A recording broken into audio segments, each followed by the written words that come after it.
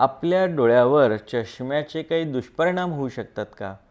हा एक महत्त्वाचा प्रश्न आपण या व्हिडिओमध्ये याच्याविषयी डिस्कस करणार आहोत. नमस्कार, मी डॉक्टर सौरभ पटवर्धन. मी नंदादीप नेत्रालय येथे नेत्रतज्ञ म्हणून काम करतो.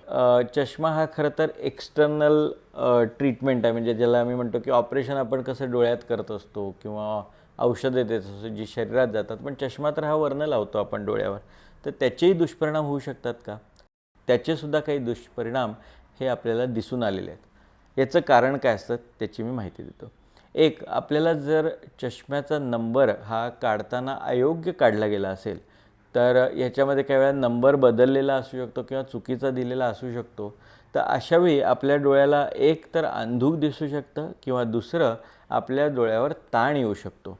आणि जर आपल्या डोळ्याला हा ताण बराच काळ राहत असेल तर त्याच्यामुळे इतर काही त्याचे साईड इफेक्ट्स होण्याला चालू होतं. जसं डोळ्याला लवकर थकवा येणं, ज्याला आम्ही आस्थेनोपिया म्हणतो, डबल दिसणं म्हणजे डोळ्याचं फोकसिंग कमी होणं, डोळे दुखणं, डोकं दुखणं, बऱ्याचदा झोपेवर त्याच्या डोकं दुखण्यामुळे परिणाम होणं किंवा पित्त होणं, या सगळ्याचाही कारण हा चुकीचा चष्मा असू शकतो. काही वेळा चुकीचा नंबर न असता, म्हणजे नंबर हा बरोबर असतो, पण ज्यावेळी आपण चष्मा बनवला जातो त्यावेळी जर त्याच्या फिटिंगमध्ये आपले जे फिटिंग आहे ते तुमच्या डोळ्याला योग्य झालं नसेल, त्याचं सेंट्रेशन बरोबर नसेल, ती फ्रेम तुम्हाला सूट होत नसेल, तर तरीसुद्धा अशामुळे थकवा किंवा डोळ्याला ताण हा जाणवू शकतो. लहान मुलांमध्ये खास करून असं दिसतं आहे की जर आपण ज्यावेळी चष्मा चेक करतो लहान मुलांचा, त्यावेळी डोळे पूर्ण रिलॅक्स होऊन त्यानंतर तो नंबर घेणं हे फार महत्त्वाचं असतं.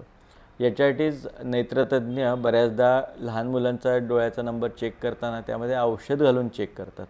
अर्थात बऱ्याच हा नंबर औषध न घालता किंवा चेक केला जातो किंवा चष्म्याच्या दुकानातसुद्धा चेक केला जातो.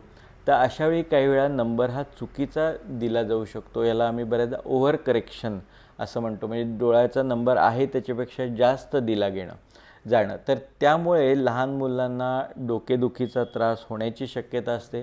काही वेळा याचा दुष्परिणाम म्हणजे डोळ्याचा नंबर वाढत जाण्याची पण शक्यता असतो. याला आम्ही सुडो मायोपिया असंही म्हणतो, म्हणजे ॲक्च्युली नंबरपेक्षा या मुलांना चष्मा जास्त प्रमाणात दिला जातो. याचं कारण असतं की आपल्या लहान मुलांच्या डोळ्याचे जे स्नायू आहेत ते ताणलेल्या स्थितीत जास्त राहतात आणि त्याच्यामुळे असे त्रास होऊ शकतात. लहान मुलांमध्ये काही वेळा तिरळेपणाचं प्रमाणसुद्धा वाढू शकतं तणावामुळे. त्यामुळे ज्यावेळी तुम्ही चष्म्याचा नंबर चेक करून घेता त्यावेळी तो व्यवस्थित चेक करून घेणे, त्याचा चष्मा बनवल्यावर तो सुद्धा चेक करणं आणि तो वापरल्यानंतर जर तुम्हाला कुठली अडचण वाटत असेल तर ते सुद्धा पुन्हा येऊन चेक करून घेणं हे फार महत्त्वाचं आहे.